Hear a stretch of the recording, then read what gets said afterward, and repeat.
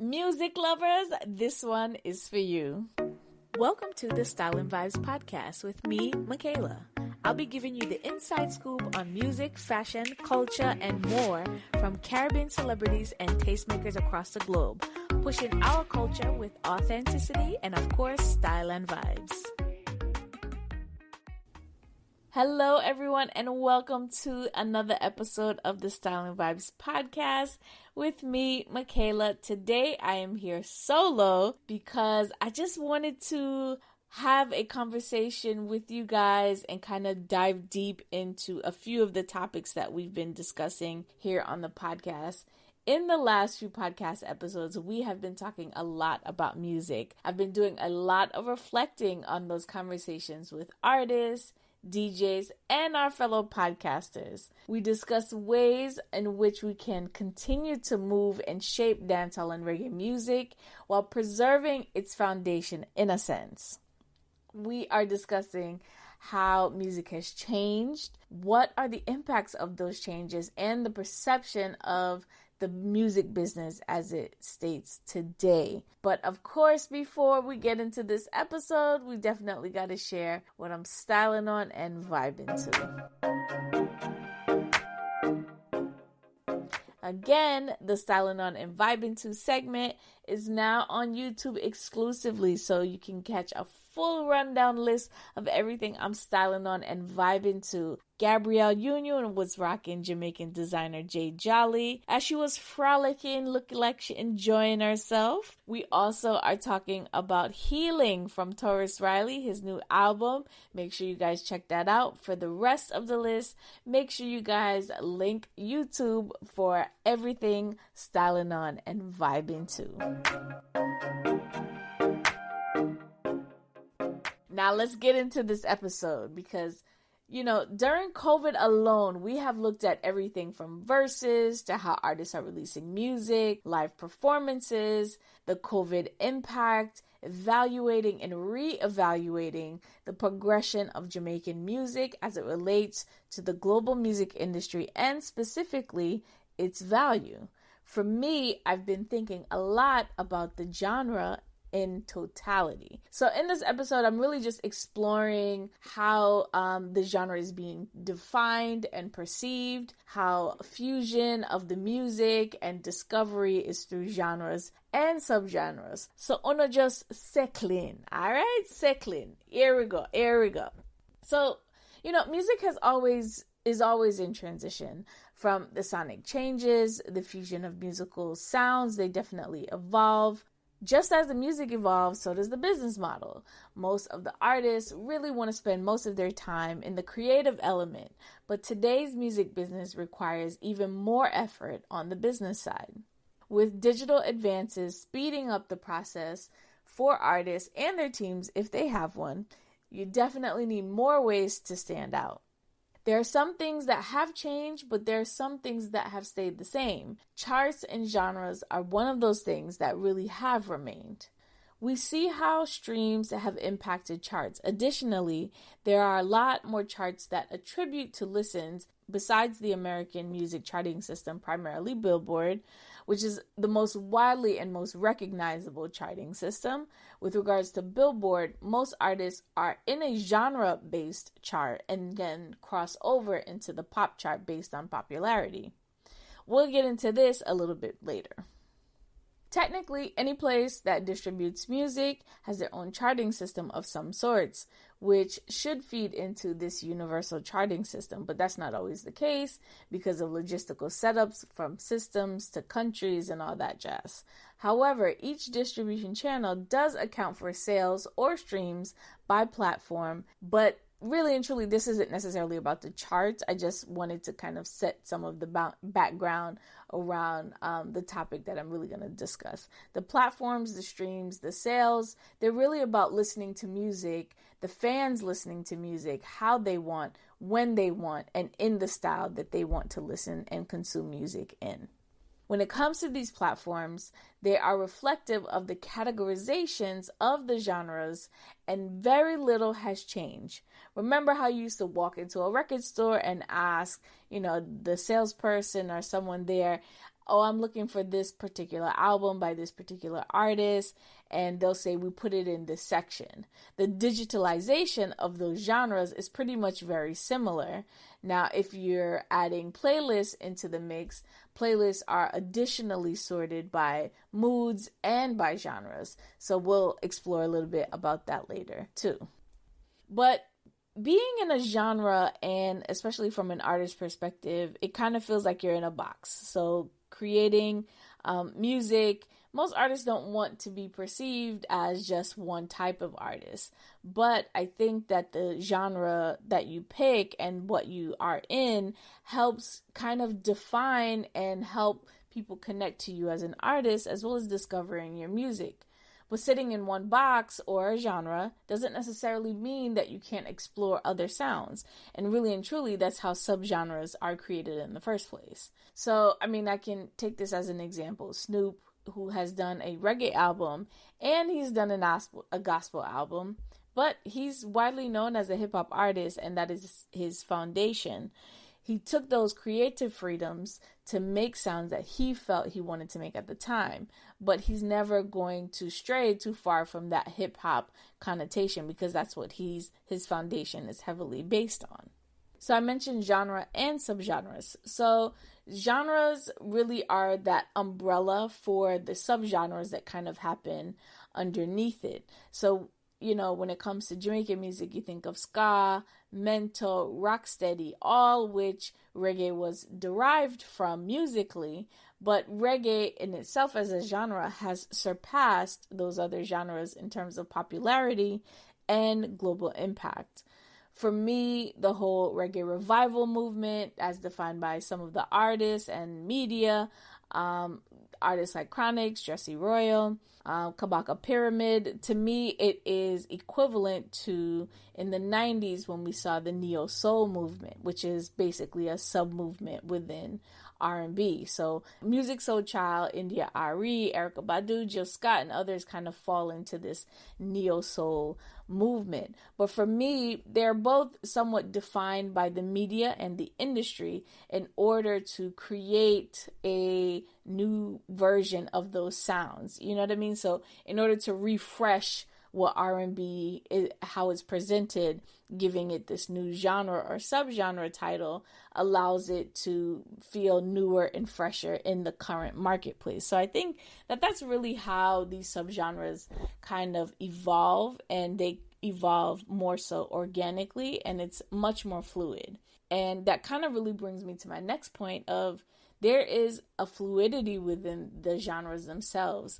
So a lot of what we're hearing in the music now is about fusion.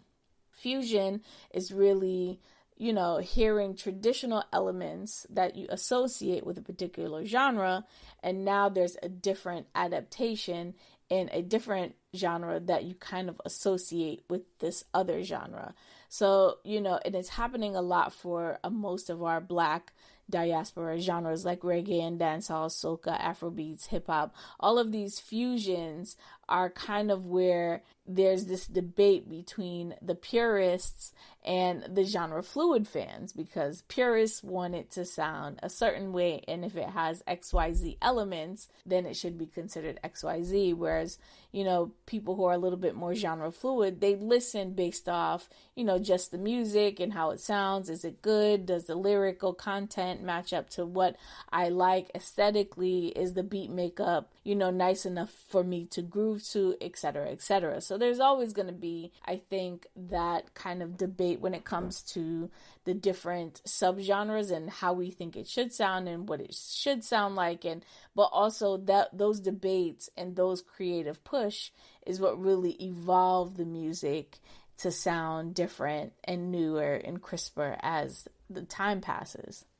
Good music transcends genres, but still there is a foundation, which is truly defined by the artists or the producers. For some of these genres and subgenres, they're now fusing to become popular, more popular in some cases. So when you think of a genre like Afrobeats, which its lineage is of Afrobeat, when you think of Fela Kuti, that is kind of the foundation. But now when you're hearing it, it's kind of this fusion of dancehall, a little bit of reggae, a little bit of hip hop, a little bit of soca, a little bit of salsa.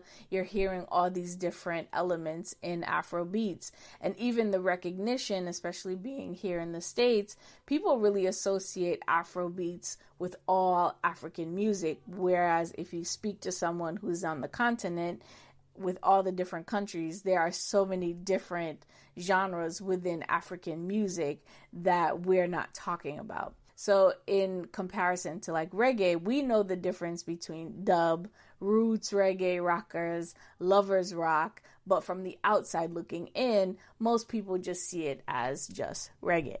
And that understanding of how, we internally perceive the music versus how externally the music is perceived really makes an impact when it comes to marketing.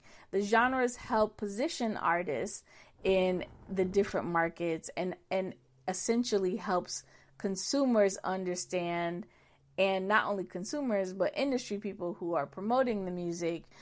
It helps them to identify who they are as a person, what their brand is, and what, in addition to their music, is part of their persona or their personality. So that especially becomes important as an up-and-coming artist. So if you're newer in terms of making music or relatively unknown in spaces where you want to be known in, the genre that you kind of set as your foundation is kind of what people will associate you by. But it doesn't mean that you have to stay within this particular box. And I know, the argument goes back to, being confined, in a specific genre makes it feel like you can't do other things. And I think that that's only like our own perception, because I don't think that that's the case. Especially from a marketing perspective, when you do marketing runs for whether you're promoting a song or a project, you're going to, hit your core, your foundation. What do you think? Where can you get in? Where is like a home base for you? But then when you think about it, you're also going to want to push the envelope. So what other media outlets, what other radio stations, what other podcasts or magazines and interviews make sense for you to kind of step out of your comfort zone? So this is what you as an artist and the team that you're working with kind of get to figure out is, where do we need to go? Where do we want to push it? Where do we want to do something new? And the core of that is, the checklist of things that, you send to people when presenting you in front of a media house. So, we see examples like, Buju's all over the place, in terms of where he is promoting his music. 10 years ago, that looked very different. 20 years ago, that looked very different. So it's not like an overnight thing. So every time there's something to promote, there is a little bit of stepping outside of your comfort zone. So it's very similar and correlates to, being in one genre, being able to explore the different sounds within genres. So let's get into the importance of being in a genre when it comes to music discovery. If you take out your phone, open up whatever platform, you listen to your music in, and you type in a particular music artist, you also get served with additional artists that sound similar. Again, that really kind of goes back to the association being defined by the genre or subgenre.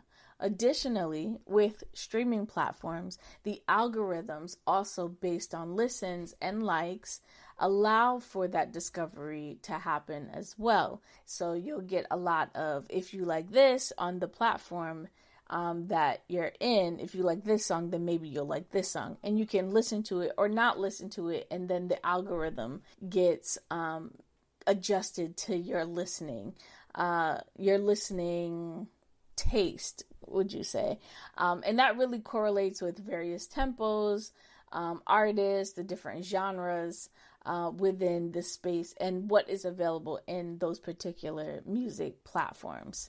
Now we definitely have to get into playlists, because playlists are either created by curators like media houses or just regular people. So when people are creating playlists, there are kind of a few different buckets in which they create playlists. New this week, where you're sharing what's new in a particular genre. So what's new in reggae as of today or yesterday, what was new in 2020, what was new in 2019, that sort of thing. Then you have those mood-based playlists, which are like the perfect running playlist, carnival playlist, getting ready for a party, a barbecue, that sort of emotional tone that you want to set for whatever you're doing in life.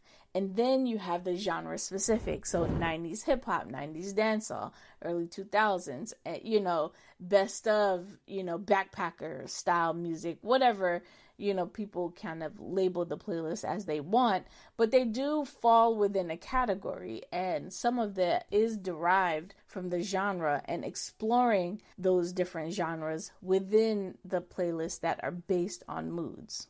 For example, Kabaka Pyramid's Babylon Fallen can be on a new music playlist for reggae and dancehall because it, came out however many weeks or months ago, but it can also live on a Black revolutionary playlist because of its lyrical content and the context of the current time frame with the Black Lives Matter movement. So understanding how genres play into all of these different elements is really key, and especially where crossover aspirations, and we talk about crossover a lot. It's something we talk about. We hear mentioned, this is a crossover hit, or it's a term that is used mostly by industry insiders or people talking about the industry, because most artists really don't make music just to create a crossover appeal. Yes, they want to appeal to a wider audience and they want to grow their audience, but I don't think that they get in the booth and say, I want this to be a crossover hit. They, in their minds when they're creating music, they just want to reach the masses. The masses is everybody. So that crossover appeal can also be defined very differently and in multiple ways. So, for example, you can cross over into different markets. Take, for example, Charlie Blacks, who is a dancehall artist who crossed over into different markets with his song Party Animal. The song is pretty much rooted in dancehall, but it has a reggaeton feel, and it has this widespread appeal based on the popularity of the song outside of Jamaica. So essentially, it definitely crossed over into the reggaeton area being played in Latin American countries and Central American countries, as well as the soca market, before hitting the Black music market in the US, where now you can hear it on hip-hop stations and R&B stations, because it's associated with like getting the party started, going out vibes. So you'll definitely hear that song in heavy rotation on like a Friday evening when you have DJs playing mixes, or Saturday or whatever.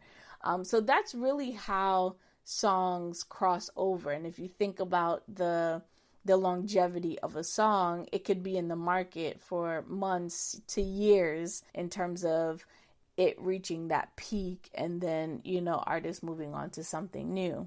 But just as songs can cross over, they also cross over on the charts. So it kind of brings back the conversation around the charting system and the genres being specifically defined. So, in essence, I think you can start on a genre specific. So say you start on the world reggae charts and it climbs to XYZ, and then you become part of the pop charts, but it starts at a lower number. So you can be number 5 on one chart and be 25 on another. But you've essentially made it to crossing over from one chart to the other in terms of popularity. So we look at all of these things really to give an evaluation of, this is how users and consumers look at genres. So it's looked at pretty much on a basis of how we consume music. The subgenres within it allow us to explore other sounds in music. So being defined or utilizing being in a specific genre is not necessarily a bad thing. I think for Jamaican artists, we need to be able to categorize themselves or ourselves But that really depends on you. Do Jamaican artists need to be classified as a reggae artist? No. But being committed to the genre doesn't limit the sound. Additionally, if you're a Jamaican artist and you don't want to do or don't do reggae, you don't have to. So, I think that there's this misconception that Jamaican artists equal reggae because of the industry's association with Jamaicans and music. Reggae is something that is around us, and you'll hear it and it'll be a part of you as an artist, but it doesn't necessarily define you in terms of your musical sound. But if the artists don't define it, if the producers don't define it, then the media, the media, and the people will define it for you. And maybe that is the preference. I don't know. But I think that if you truly want to get your music to the masses, understanding all of these elements is really important. And I think us as fans, we want to see the music grow. We want to see you as artists grow, and we want to follow you on your journey.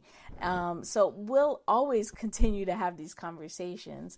And I think fans and music lovers alike, they really just are inspired by, artists as people and the sounds that they create. They do enjoy them, all of them. But as a genre, in terms of determining its value, we have to continue to see the value in ourselves so that others will in turn see the value in our music. So those are just my thoughts. I would really love to hear from you guys. I know we have been talking a lot about music and all the things that have been happening in music over the last few months. So I thought this was a great place for me to just kind of sit and reflect on all the different ideas as it relates to all the challenges and how we're progressing as a music culture. Share your thoughts. Of course, follow me on social. And then until next time, later, my peeps. Thanks for listening to the latest episode of the Style and Vibes podcast. If you like what you hear, and I know you do, share it with your friends and family. If you want more, make sure you visit styleandvibes.com and follow us on our social channels, Twitter and Instagram @Style and Vibes. Until next time, later, my peeps.